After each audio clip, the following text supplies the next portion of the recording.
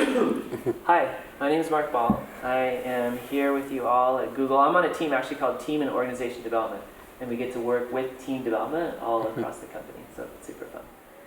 And I first took a course called the Art of Living course over 20 years ago, and was blown away by the effectiveness of using the breath to, using the breath to get into deep states of meditation very easily and quickly. And then, so for 10 years, just doing the techniques and getting more and more amazed at how effective they were, finally decided, okay, go to the source, go to India. And then went there, and I was definitely not disappointed. Like, to me, it was such a, completely non-conceptual, very concrete, here's the things that these practices and techniques and kind of ways of thinking do. Not just the stress reduction, which is obviously very nice, and especially now as a new father, I really appreciate techniques that can reduce stress. But even other kind of crazy things, thank you, gosh, yeah. Other experiences too, that I wouldn't have thought, much more kind of subtle and just interesting and just kind of fun to have. Those kinds of experiences were there too. Greeting me there was Kashi. And I haven't told you this before, but many very nice people there at the center. This is the Art of Living Center in India, so there's hundreds of people there, running the place.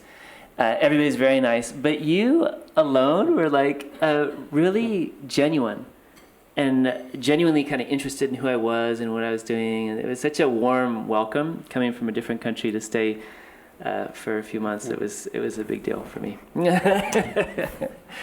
Kashi was there after having graduated from IIT Mumbai, which I looked up on Wall Street Journal this morning, said that it's arguably harder to get into the IITs, any of the IITs, than it is to MIT or to Harvard. So very impressive school system. So not only a deep knowledge of what you're going to hear about, but also this tremendous brain. So I thought that was very googly. I think that's pretty much all I wanted to say in introduction. More things about him. He's been teaching a lot. So he's taught not just like a number that I'm making up, but literal number, if you were to count the people, over 500,000 people in various techniques through the Art of Living programs. If you're interested, and I don't know if he's going to, but if he talks about any of the techniques during this talk, some of them are offered in a program that we have here called Sky Meditation. So you don't even have to go off campus if you're in Mountain View to get involved with that. And what might be the Go link if you want to know about Sky Meditation? Okay, go Sky Meditation. Kashi. Thank you, Mark. So the topic of what I'm going to speak today is about pouring water on your table and still able to smile.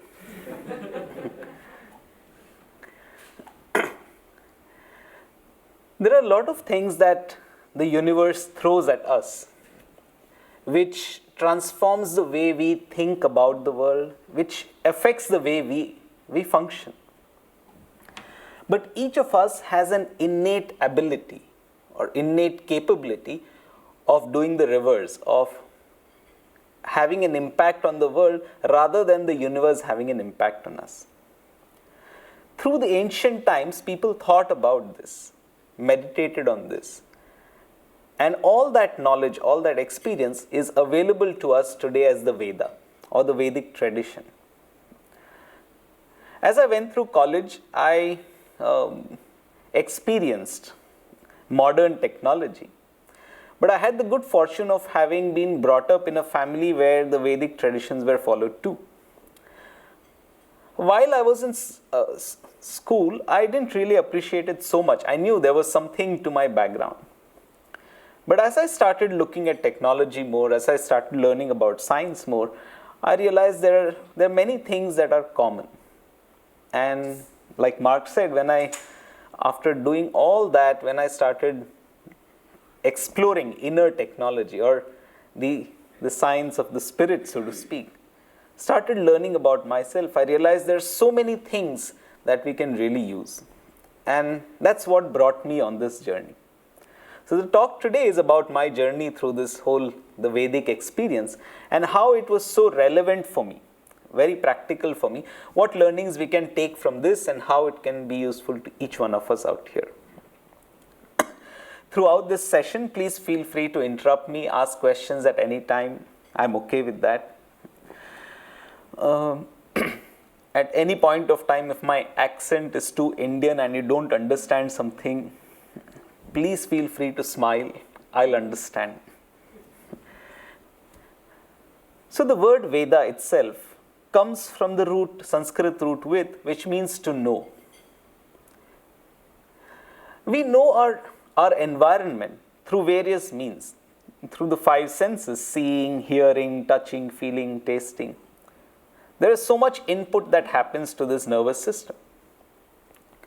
All the methods of knowing, all the ways in which we are knowing gets put together. All the knowledge that we accumulate comes together as the Veda. As more and more scientists add to this body of knowledge, it grows vaster and vaster. Initially, when they started printing books, books were a very rare commodity, and then they started getting stored in places. Very soon, there were so many books that there was a need to categorize them, and the library system came into existence. I don't know if people still remember, there's a Dewey Decimal System of numbering books based on the topic. So as the subjects got vaster, they started cataloging them and arranging them. That's what happened in ancient India too, and they called it the Vedas. They said, based on the kind of knowledge, let's categorize it. So the first thing they did was they said, okay, there are 4 Vedas. Let's categorize all this knowledge and put it into 4 buckets. So the first bucket was called the Rig Veda. The Rig Veda is all about the principles, or like the, for want of a better word, principles. Then comes the Yajur Veda, which means the application of those principles.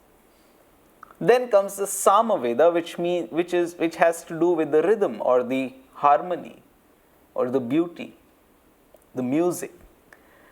And then comes the Atharva Veda, which is about our mundane existence, about our day-to-day lives. So if you look at knowledge, there are different types of. E equals mc squared was an equation. There are so many equations that we learn in college but hardly ever use later on. Maybe we all had to go through differentiation and integration calculus, and after the exam was over, very few people actually use it. Maybe you actually use it here, I have no idea. But if you look at it, there are a lot of principles, and then there are application of those principles. So some people are more interested in ideation, in ideas, and some people are more interested in application of those ideas. So those who are more ideation, more getting to the basic principles, I would say they are more Rigvedis. Their brain makeup is more of the kind of Rig Veda. And if you put them to do something practical, it doesn't work. There are some people who love to make things practical, bring it down to existence. For example, if you take a string, stretch it, and pluck it, it's going to vibrate at a certain frequency. If you change the length of the string, the tension in the string, the material of the string, it's going to change the frequency at which it vibrates. That's Rig Veda, the principle. Someone said, okay, this is a principle, let's put 6 strings on a piece of wood, put some frets, and we make it into a guitar.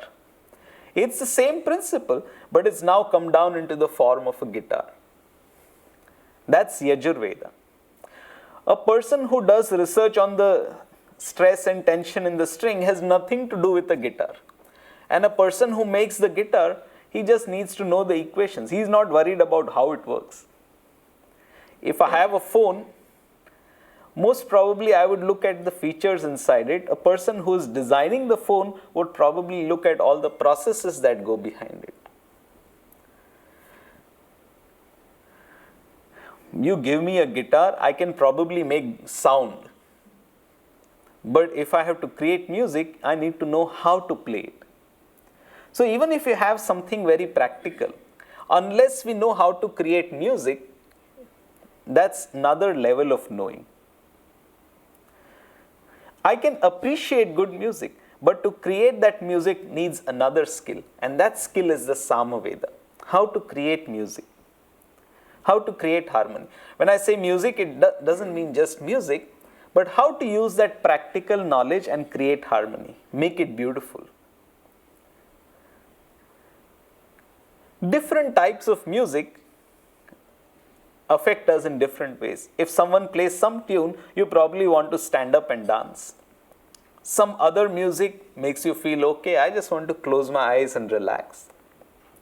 Impact of that knowledge on the human psyche, that's a different ballgame altogether. There are people who make great music, and there are people who can analyze that music. So if in this example, if you look at it, the equations of the stretched string, that's Rig Veda. Creating the guitar was the Yajur Veda. The Samaveda is how to make music out of it. And what impact does that music have on people, groups of people? That's the Atharva Veda.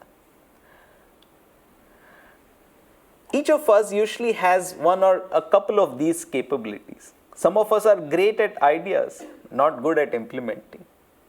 Some of us are great managers, but not very good at creating harmony.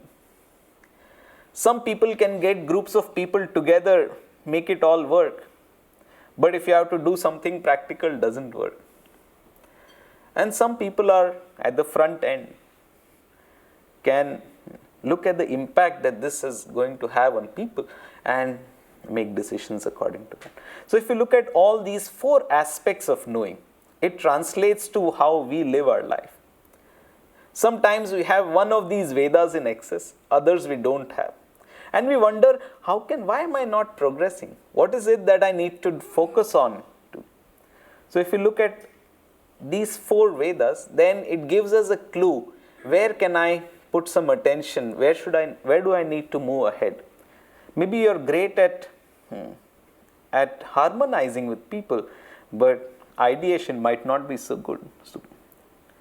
So there are two things we can do. They said, if you have to learn these Vedas, if you have to become proficient in the Vedas, they said there are 6 Veda Angles. There are 6 aspects to this Veda. The 6 limbs of the Veda. Anga means limb. For example, if I have a body, but the hands enable me to do something with it. I might have a great idea, but to type it out, I need my fingers. I use my legs to take my body from one place to another. So in that sense, the limbs help the body to function properly. And this is what the Vedangas do. The Angas starts with Shiksha. Shiksha means how to create the sound. When I say something, when I'm speaking something, I'm creating sound. And if I need to communicate properly, if I need to understand properly, first I need to go into the root of. So creating the sound. Then comes Nirukta, or how to put sounds together to create words. Then comes Vyakarna, or how do I put words together to create sentences. Then comes Chandas. What is the rhythm in this sentence? The same sentence, when I speak in a certain way, creates a certain impact. Spoken in another way, it creates another impact. The intonation. Hello. Hello. It's just one word, but the way we speak it conveys much more sense. So, how do I convey sense using Then comes Jyotish. Jyotish is the impact of time. Getting the timing right is the key to communication, the key to knowledge. How do I communicate? If I can get my timing right, then I get the results. And the sixth one is kalpa, or the context. When we take care of all these 6 aspects of the Veda, of knowing, then we are able to polish our knowing, so to speak. Some of these seem to be quite obvious, how to make the sound.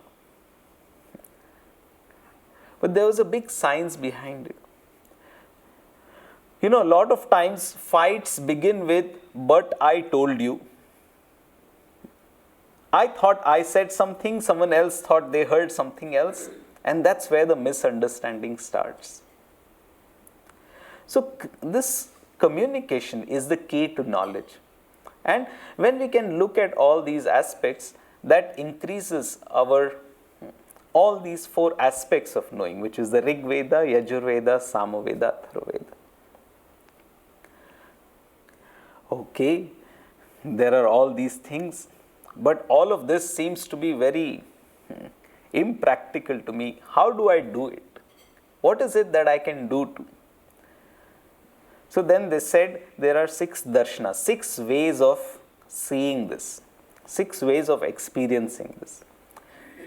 So the first darshana is Nyaya. Now the rishis realized that there are different types of people. You can't say the same thing to everyone. When I came into this, when all of us came into this hall and I started speaking, everyone was looking intently. Maybe some of the people up there on the live stream were watching. And then after some time, some of us were very interested. Oh yeah, I want to know more. Some of us were waiting. Okay, let's come to the practical aspects, then we'll start listening. So each of us has a different mindset. So the Rishi said, the Vedic scholar said, let's address all these mindsets separately. So the first one is called Nyaya, or logic.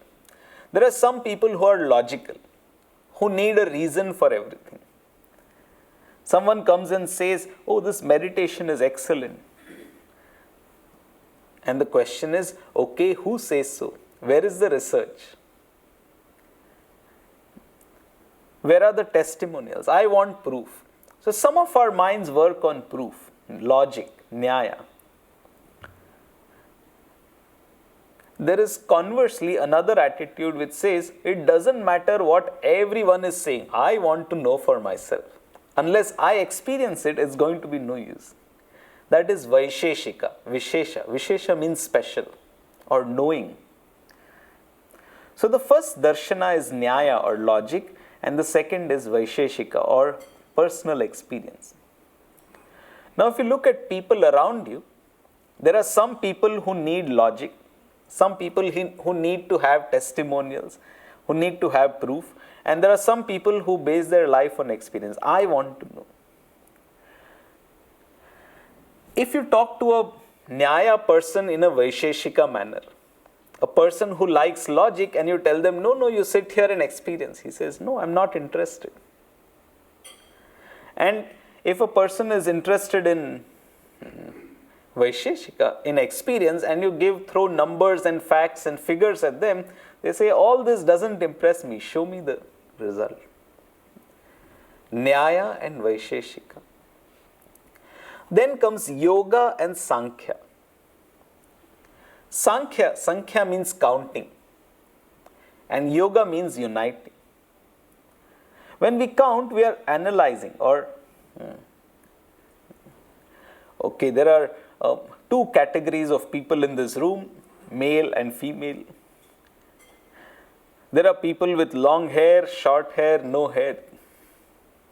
So we can categorize people. Some people like to see the differences. How is this different from me? And some people like to see the union. What is there that's common? And the last one is Mimamsa and Vedanta. Some people love rituals. When you get to your office, you want your things in a certain manner. If you look at people's desktop, you probably can make an idea. Some people have all kinds of things put in folders and somewhere deep down. And some people have all their files on the desktop. When I was in college, I used to stay in a hostel, and my friend who used to stay in the next room, one day his mother visited. She came to his room and she saw that it was very creatively organized. So she thought she would do him a good turn, and she arranged everything, put everything in place, folded all the clothes, put them nicely. When he came back, he said, "Mom, you've spoiled it. It's all chaotic now. I can't find what is where." Some people find order in chaos. Some people find that without order there is chaos. So when we recognize these different ways of looking at knowledge, then we are able to appreciate the other person's point of view. And to do all this, first what is required is that the mind needs to be settled. When the mind is so agitated, then it's very difficult to perceive all these aspects, to appreciate these other aspects. And that's where the techniques of yoga, the path of yoga evolved as a method of implementing, of acquiring this knowledge.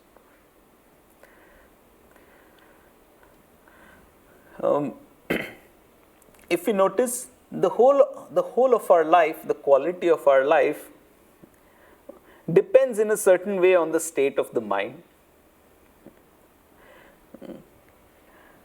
We all might be in the same situation, yet each of us reacts to it differently, because each of us are individuals. So if we can do something about the state of the mind, then it makes a great difference. For example, you are here sitting in front of me and hearing, seeing, hopefully. And you're listening to me speaking. But if you actually look at it, the experience of those words is happening inside the mind. I might touch this podium. The podium is there, but what I'm experiencing is actually inside. The touch happens inside. So if you look at it, all perception is actually happening inside. Even though whether the objects are there outside or not, but the experience of the objects is happening in the mind. And therefore, when we can have an impact on the state of the mind, it can change the experience, how we experience the world outside. The techniques of yoga help us to go into that. And that's why, even though we might not be able to change what is there outside, we can definitely change the experience of that which is outside. And by changing that experience, we change the way we interact with the world. Have you noticed, sometimes what people say seems to have a great impact on the state of our mind. Someone says something, we get upset, and then it takes a long time for us to come out of it. But with these techniques, we are able to reduce that impact and increase our efficiency. When I was in college, I always felt that I needed about 28 hours every day. I was playing soccer for my college, theater. I did hundreds of things. And one day, one of my friends said, "Come do these things." And I said, "Okay, let's see. We'll find out how it works." I came, I experienced. And then when I started meditating, suddenly I realized it was so effective that I got more time every day. My sleep reduced without having any impact on my efficiency. And that's how I started knowing more, studying more, and then I started sharing this. Have you had this experience sometime? You're sleeping at night, and in the morning, it seems as if the body has woken up, but the mind has not yet woken up. The body starts fidgeting, but you say, okay, let me sleep for a little more time. Someone did a research. They said, oh, let's find out how much time is ideal to sleep. They asked a lot of people. And finally, they figured out that the ideal amount of time to sleep is 5 more minutes.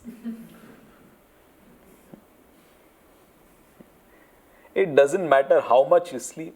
You press the snooze button and say, just 5 minutes. Those 5 minutes seem to be really precious.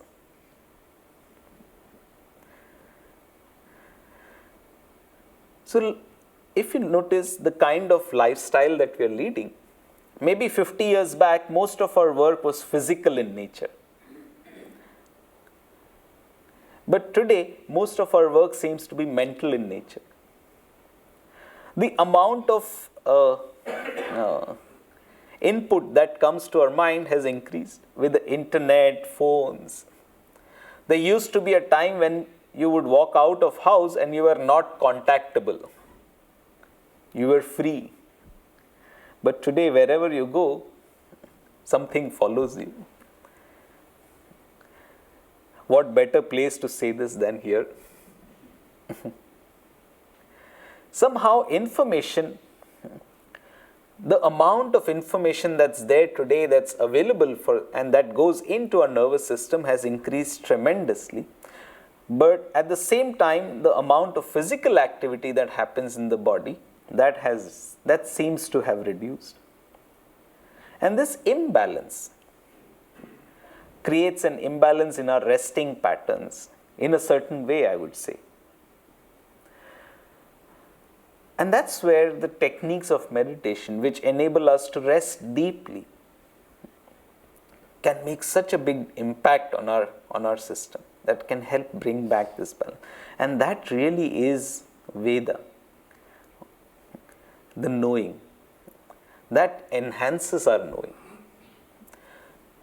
Have you noticed that the way we know, the way we interact with our environment, the efficiency seems to keep changing. At some point, some people are morning people, get up in the morning, are fresh, and by the end of the day, you just want to.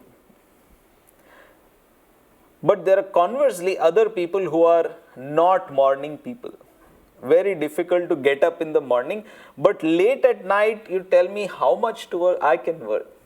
But during the day, morning is not. So each one of us has different cycles, different rhythms. And if we can work with these rhythms, then that can enhance our knowing, or Veda. Enhance all these aspects of the Veda.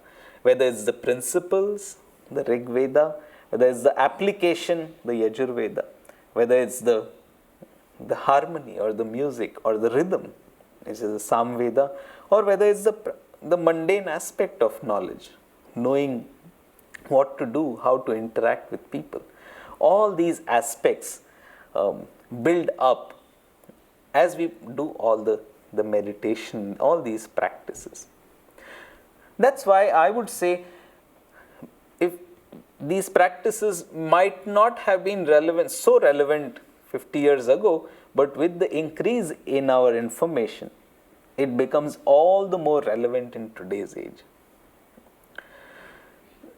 So I would like to present before everyone, we'll do if it's okay, we can do a short meditation and a breathing technique, which you can take home with you, take back with you from this session, that you can practice regularly.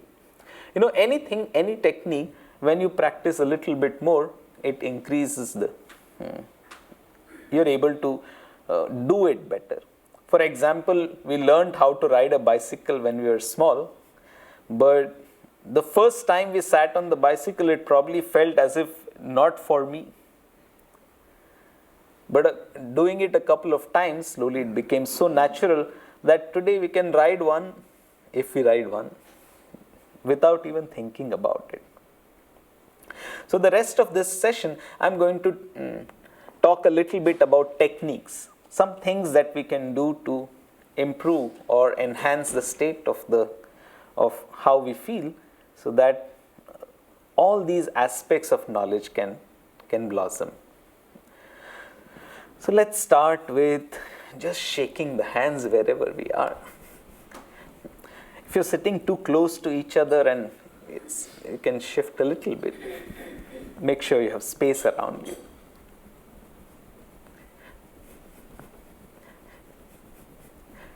And relax. Let's roll our shoulders.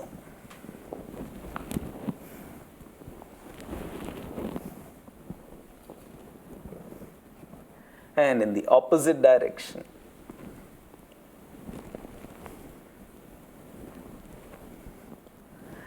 And relax.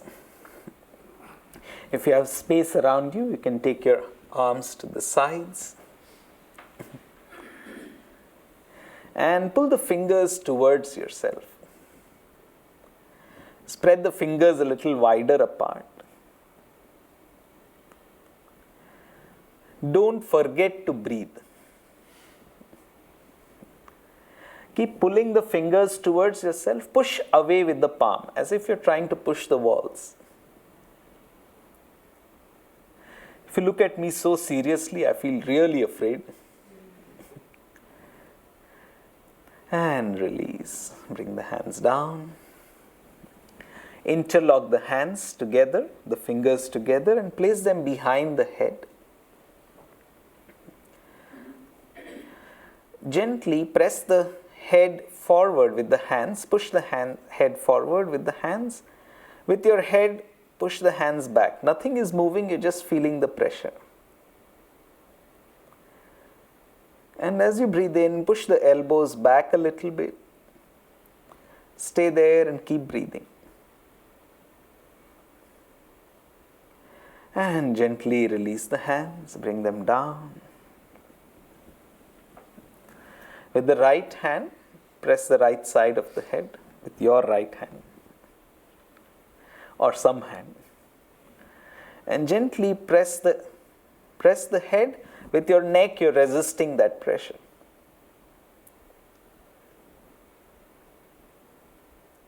It's okay to smile. And gently release the hand. Other side. A gentle pressure. Feeling the sensation on the neck and the upper back. And gently release the hands. Once again, let's roll our shoulders. Notice the difference. And in the opposite direction.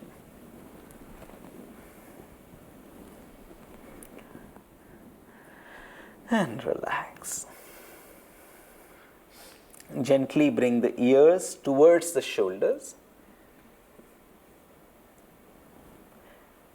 If you feel some discomfort, do not go too much. Just do as much as you can. Keeping the neck straight, look left and right. If you want to lose weight, this is the perfect pose to do. Just do this when there's food in front of you. And relax.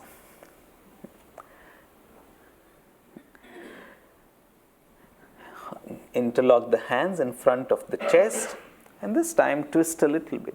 Breathing out, twist to the side. Breathe in to center. Breathe out, twist to the side. Breathe in to center. Breathe out to the side. Breathe in to center. Breathe out to the side. Breathe in, center, and come back to center. Relax. Place the hands on the knees in front of you. As you breathe in, look up, push the chest forward. And as we exhale, let's bring the chin to the chest Arch the back behind us. Breathing in, look up, push the chest forward. Exhale, arch the back, bring the chin to the chest. Once again, breathe in, look up. Exhale, arch the back, bring the chin to the chest. And relax. Gently, as we breathe out, let the shoulders move to the right.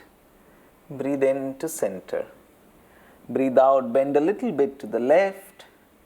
Breathe in to center. Breathe out to the right. Breathe in, center. Breathe out, left. Breathe in, center, and relax. There are three major movements for our spine: front and back, twisting, and sideways. If we can just do these few things, it helps to keep the spine healthy in a certain way. A lot of times sitting in one posture, we do not do these movements. So just a few of these movements can help to relax a lot of the muscle systems of the spine. And once the body is relaxed, then it's easier to meditate. Otherwise, what happens when we start to meditate, then suddenly we realize we have a body. If you're sitting for watching a movie, 3 hours, 2 hours, you can sit perfectly still. But when you sit for meditation, in 5 minutes you say, oh, I have back pain. Which is why doing some gentle movements like this, very useful before a meditation. Then we'll go on to a breathing technique. Now this is called variously Nadi Shodhan, Anulom Vilom, or alternate nostril breathing. Many ways in which to do it. But what this, the way we'll be doing it here today, our whole purpose is to breathe in from one nostril, breathe out from the other. Breathe in from one nostril, breathe out from the other. Don't worry, we'll have some help. If you think only superhumans can do that, I don't think I can, So we're going to use our fingers, place our hands in this position. It's like the thumb on the right nostril, index finger and middle finger in between the eyebrows, and ring finger and little finger, you can bend them and place them on the left nostril. So this is the position for the fingers. Now, the middle two fingers, the index finger and the middle finger, gently touching in between the eyebrows. So I want in this technique all the 5 fingers to touch the skin. And we'll move as little as possible. So what we are going to do is either increase the pressure from the thumb or increase the pressure with the ring finger. Without moving the hands, you're just going to change the pressure and control the breath flow, moving it either right or left. So let's keep our hands in this position. With the eyes closed, breathe in from both nostrils. Press the thumb, exhale left. Breathe in left. And exhale right. Breathe in right. And exhale left. Breathe in left. Continue at your own pace. Gentle breaths. Moving the hands as little as possible.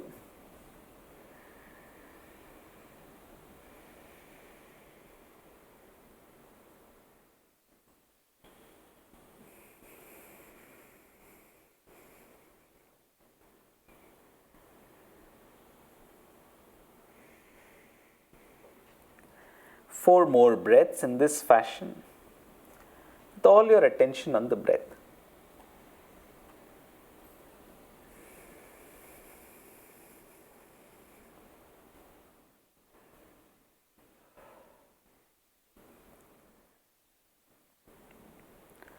And after breathing out from the left side, we may relax the hands, keep the eyes closed.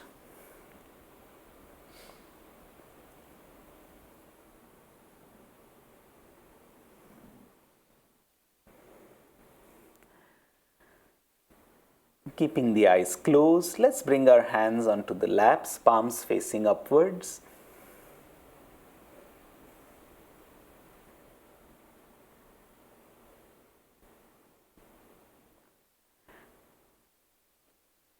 Gently, let's take a deep breath in and gently exhale.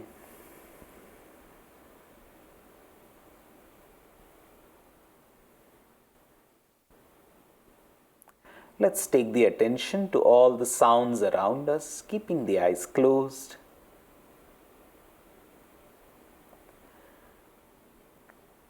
The sounds of people walking behind or talking, gentle sounds.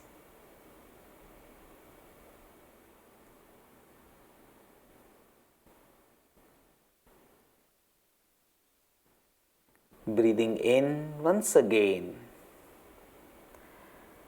And gently, let's breathe out.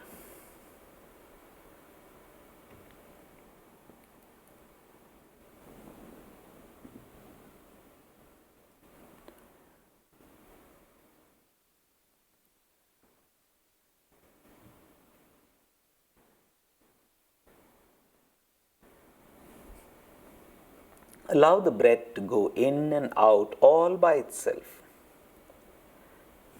Without changing the flow of the breath, just observe how the breath is flowing. It might be long or short, shallow or deep. Let there be a gentle smile on the face, even if it's artificial. With a smile, breathe in and breathe out with a smile.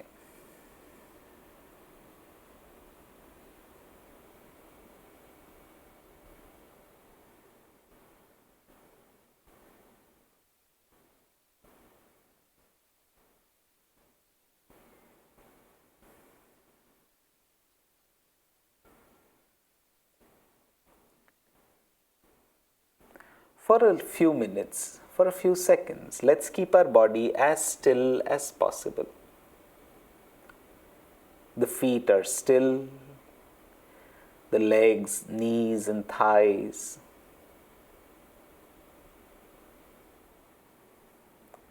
The spine is still and erect. As the breath moves in and out, there's a rhythmic motion happening all by itself. The hands are still, the neck is still. And let the whole body be as still as possible.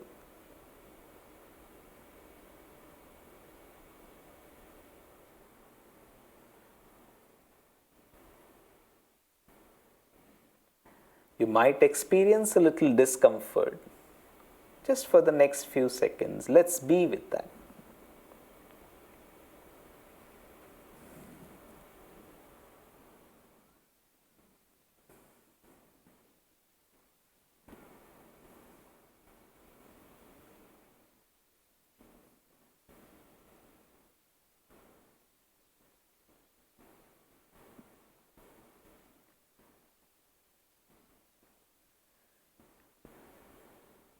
For a little while, nothing to do, nothing to know, just relax.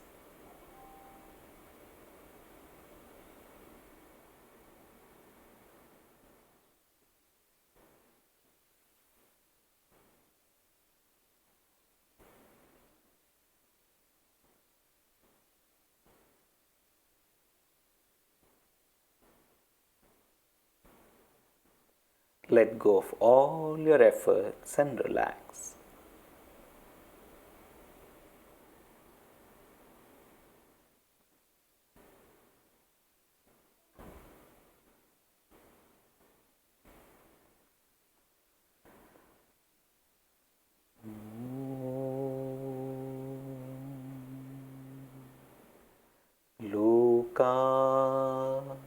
samasta sukhino bhavantu. Om Shanti Shanti Shanti.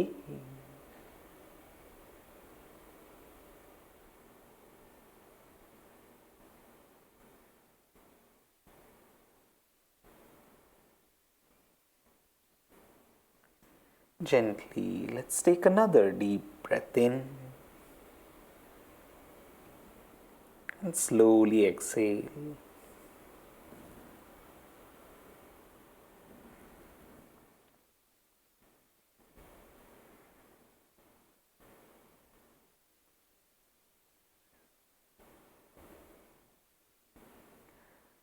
And slowly and gradually become aware of the body and surroundings.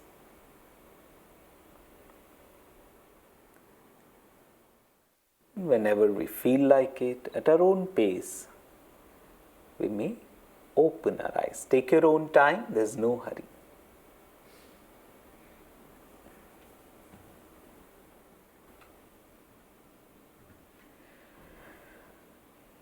Good morning.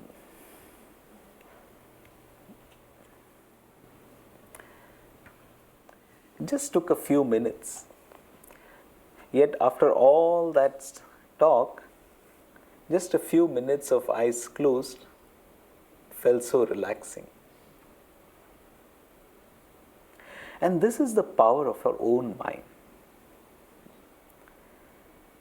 And as we can explore deeper, get to know more about all these aspects of ourselves, something that is so seems inconsequential can have great consequences. Something that starts off very simple, just moving the shoulders, can eventually have an impact on the mind. And this is the knowledge from the Vedas. How all of this is interconnected. It's like when you catch one leg of the chair and pull, all the other legs come together. In that sense, all of this knowledge, all the Vedas, it has so much to offer us. And we start from somewhere, with some small technique somewhere, and that opens up something that is useful not just for ourselves, but our interaction with. It helps in so many ways. That's been my for the last 20 years, I have been teaching these techniques, talking to people across the world, traveling. And it's been so satisfying to see all these techniques having such an impact. So I love doing this, and this is what I do. And I can go on and on and on, because this is my passion. But I can see that we are almost close to just 5 minutes away from the end. It's been 1 hour that we have been sitting here. It doesn't feel like it. So if you have any questions, anything to ask or anything to say, please feel free to. So I had a question about the comment that you made about doing this while you're eating. And I know maybe it's just a joke, but like I read some research on the subject, and I found that like not eating actually causes people stress, people who are trying to lose weight. Right. And so it's actually counterproductive, because that stress causes them to want to eat more. And so that's a problem. So I was wondering if that's just a joke, or if you have a few words to say on not eating. Yes. Yeah. So in that context, obviously I wanted to lighten up the atmosphere, and it was not part of my talk, but usually when I conduct a yoga session, like some of these, it helps to lighten up the atmosphere. That changes the state of the mind. So yes, in that sense, it was intended more as a with levity rather than something so serious. In Sanskrit, there is a saying which says, "Ati sarvatra varjayet," means excess of anything is not good. So In that sense, I would say moderation definitely is the way to go. Neither going overboard nor going underboard. Yeah, you're right. I think I read somewhere that your breath pattern follows the quote-unquote moon cycle. And so that's why you breathe in from one nostril and it switches to the other and then it repeats. And so when you switch artificially how to breathe, what's the significance of that? I'm sure there are many studies that are happening, but I would say there are a lot of aspects of our own physiology that we are still exploring. We really don't know much about ourselves, and this the envelope of knowledge is increasing day by day. One thing which is a very interesting study is how our breath patterns keep changing, like you just mentioned. If you notice, sometimes we feel one nostril is more active than the other, and this keeps flipping, it keeps changing. What I have experienced by doing all these practices, especially the Nadi Shodhan or the alternate nostril breathing, is it helps to calm the mind in a certain way. Of course, all this is anecdotal evidence. More and more people who do this find it easier to meditate. What happens during this thing, I'm not a medical practitioner nor a medical researcher, so I really don't know about it, nor is it appropriate for me to comment about it. But as a yoga teacher, I have seen this technique used very effectively before a meditation. Helps the mind to calm down and to be more balanced. So I would hazard a guess. I would say that breathing in different patterns helps to make an impact on the state of the mind.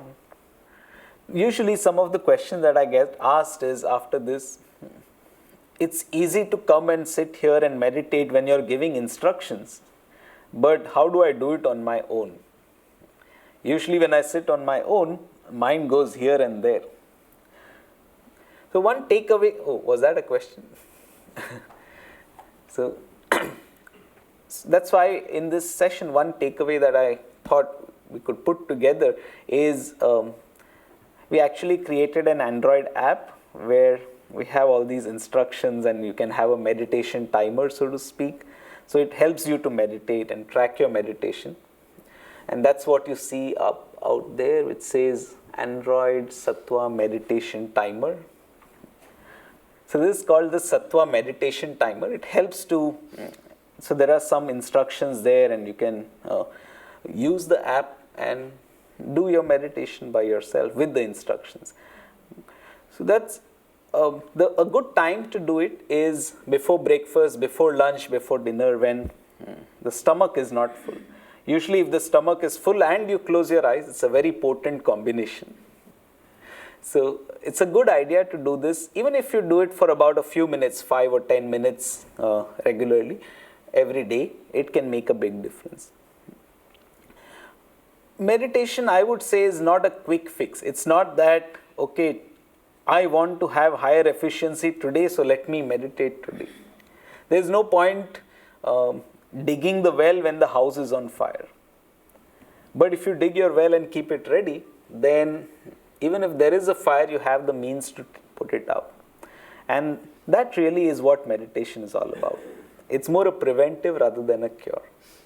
And in fact, in the Yoga Sutras, one of the texts on yoga, Patanjali says that Heyam Dukkham Anagatam. The whole purpose of all these techniques is to remove the misery that has not yet come. So, in a sense, regular practice of all these things can have an impact on the mind, can make a big difference to the way we live our life. So, just summarizing once again, the 4 Vedas, the 4 ways of looking at knowledge, whether it's ideation, management, creating harmony out of that, or making it very practical to day-to-day life. And to do that, we have the 6 Veda Angles, how the way to improve communication through sound, words, grammar, through the intonation, the rhythm, through the timing and through the context. And then the six darshanas, or the ways of looking at this knowledge. Nyaya, logic; practical, experience; yoga and Sankhya, analysis versus synthesis; and Mimamsa and Vedanta, or getting into rituals, getting caught up in one form of thinking, or allowing the freedom to happen. So recognizing all these aspects and developing all these aspects. Where you need to have order, you need order. And where you need to think out of the box, you need to think out of the box. So developing all these aspects, which is what all the techniques do, which is what all the meditation, all these things allow us, all the abilities of the mind to develop. And that's why the practical techniques. So I enjoyed being here with all of you. I hope all of you also enjoyed being here with me. And maybe it's useful in some way. I know 1 hour is too short a time to really do justice to such a vast topic. And I hope we can meet sometime, anytime. Do feel free to follow up on this. Mark is here in Google and he does some very interesting things. So there's that Go Sky meditation. Oh, I should. Thank you, Kashikar.